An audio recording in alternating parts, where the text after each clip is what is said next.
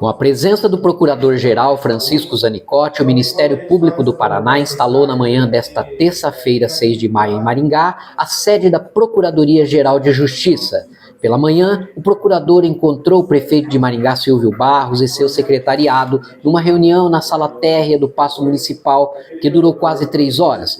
Durante a longa conversa com quem trabalha na administração pública municipal, Zanicotti e um grande número de promotores públicos que atuam na cidade e na região explicaram que entre os objetivos da descentralização estão acordos de compartilhamento de dados e estabelecimento de diálogo com os municípios, dando indicações sobre correções necessárias para evitar implementações de ações judiciais que vão desde recomendações, termos de ajustamento de conduta e, por fim, processos judiciais. A reunião foi ótima. Nós estamos experimentando aqui um novo tipo de postura do Ministério Público, onde o Procurador-Geral de Justiça, com toda a equipe, vem até o município se apresentar como um colaborador, como um organismo que quer ajudar a gente a melhorar cada vez mais a eficiência do serviço público. Não como aquele que vem fiscalizar, que vem cobrar na letra da lei o que a gente tem ou não tem que fazer, mas conversar sobre a melhor maneira de fazer e de que forma o Ministério Público, como uma organização que é obrigada a atender as denúncias, atender as reclamações da população, como ele pode também melhor entregar a sua resposta à comunidade, respeitando as limitações do município. Isso é uma postura completamente diferente e a gente quer enaltecer aqui a maneira como o Dr. Francisco Zanicotti está tratando desse assunto. E todos os promotores aqui envolvidos entendendo as nossas necessidades. A gente aqui tratou de várias coisas, de educação, de saúde, de assistência social. Nós falamos dos problemas na área de obras públicas, conversamos sobre meio ambiente. Cada secretário colocou as suas demandas em relação ao Ministério Público e as demandas do Ministério Público em relação a essas áreas. E agora assinamos um termo de cooperação, no qual trocaremos informações, trocaremos base de dados para que a gente possa prestar o melhor serviço possível para a população. Eu estou muito feliz com o resultado dessa reunião.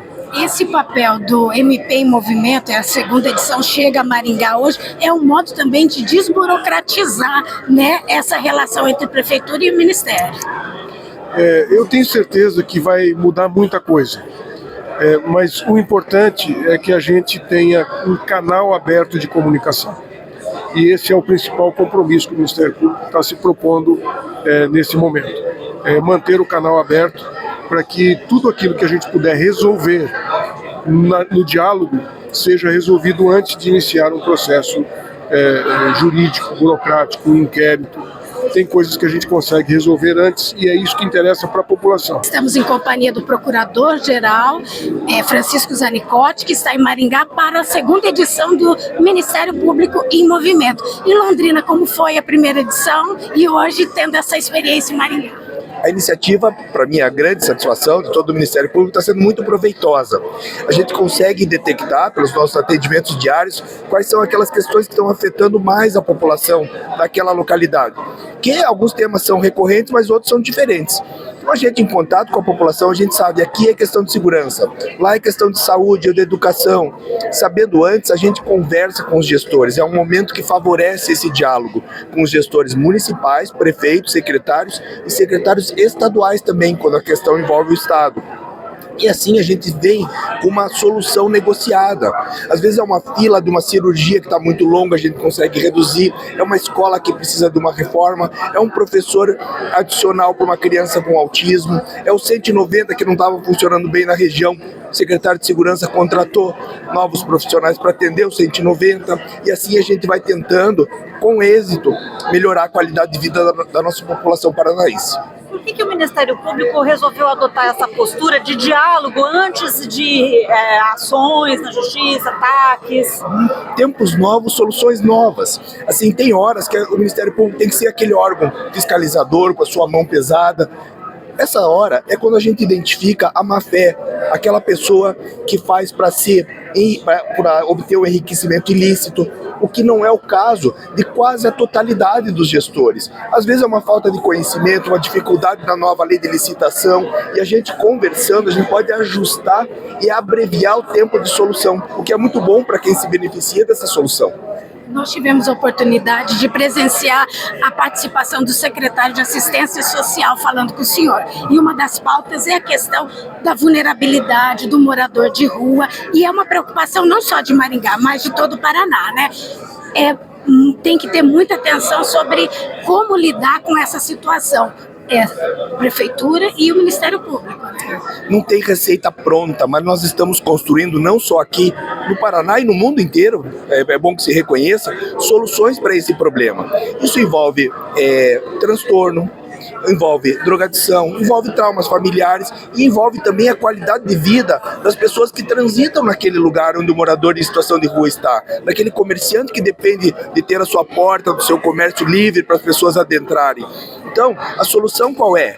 A gente não sabe, mas estamos construindo juntos com um olhar para todos. Então, a premissa da solução é uma solução que atenda a todos. A qualidade daquele morador em situação de rua que tem que ter um atendimento adequado, mas também das pessoas que usam aquele lugar para transitar, para ter o seu comércio e para viver. Esse diálogo, né, que o Ministério Público abre, né, com as administrações públicas acima de tudo, você pode dizer que é um pouco recomendações verbais antes da recomendação documental que normalmente, né, o Ministério Público faz, né, às administrações. O senhor não teme que essa relação que acaba sendo muito mais direta, né, antes mesmo da ação do Ministério Público, possa criar algum tipo de vício, algum tipo de problema? O senhor dizia, né, que assim, que é ali que se percebe se há má fé ou não, né? Como é que vocês pretendem, né, gerenciar isso? A gente tem que ser ousado e corajoso sempre no sentido de enfrentar da melhor forma possível que afeta a população. Não dá pra gente ficar assim encolhendo ao se deparar com uma fila do SUS, que está demorando 2, 3 anos. Uma criança que vai passar a primeira infância sem um profissional de apoio com transtorno do espectro autista, com um idoso abandonado. Então aí essa conversa, se vai abreviar, nós temos o dever de fazer. Os promotores e promotoras de justiça atendem a justiça e as pessoas e não meramente a lei. Então aí tem que ter coragem, tem que ser ousado e tem que ter essa aproximação. Se não der, a gente parte para os próximos passos, mas se for o caso de resolver rápido, é muito melhor. Esse termo de cooperação vai diminuir o volume de processos de TACs em andamento? A ideia é essa sempre, né? O processo às vezes é necessário, mas ele não é imprescindível. Então a ideia é que se diminua o número de processos judicializados e que nas conversas, nos termos de ajustamento, a gente consiga não só reduzir o número de processos judicializados, mas principalmente de atender o povo mais rápido. E hoje nós vamos assinar aqui com Maringá, foi assinado também em Londrina, um termo de cooperação técnica. Aqui vai ser inclusive amplo, envolvendo segurança, educação, saúde, guarda municipal e fazenda, porque sem o dinheiro também não se resolve nada. Então esse termo de cooperação vai nos dar a possibilidade de interagir nas tecnologias, nas informações, nos dados de inteligência e avançar ainda mais rápido. E essa ação pode reduzir custos também para o Ministério Público? Ah, sem dúvida, sem dúvida. Assim, os custos são secundários, porque o dinheiro do Ministério Público é feito para ser gastado no trabalho em benefício da população. Então, o nosso foco é reduzir o tempo de solução. Entretanto, esse custo financeiro se reduz também. São processos que se arrastam, são horas de trabalho de assessoria jurídica e dos promotores em cima do processo, que às vezes meses pode voltar para ser um dia, 2 dias, uma semana. Recomendações, termos de ajustamento de conduta, todos os processos, né, enfim, acabam atrapalhando e criam desgaste na relação entre as administrações e o Ministério Público e a Justiça em modo geral? O termo de acordo de ajustamento de conduta é um instrumento para que aquilo que o poder público tem que fazer seja feito dentro de um determinado prazo. O que a gente ouviu aqui hoje, por parte do Procurador-Geral, é de que eles estão abertos a rever os termos de acordo de ajustamento de conduta, da maneira que a gente possa, de fato, atender às necessidades da população, respeitando as nossas limitações. Não é apenas impor, mas é um ajustamento. E como muitos termos de ajustamento de conduta foram assinados pela administração anterior, a gente tem o interesse de revisar cada um deles, e sentar novamente com o Ministério Público e agora, na nossa leitura, dentro da nossa fórmula de gestão, avaliar de que maneira a gente pode reescrever esses termos de ajustamento público. O senhor sabe quantos TACs estão em andamento? De cabeça eu não saberia dizer. A última vez que eu vi, só numa secretaria tinha 17. Não são instrumentos irreversíveis, né? As TACs não são irreversíveis. Pelo que eu entendi agora, de maneira bem clara, não, os TACs podem ser revistos e readequados à realidade.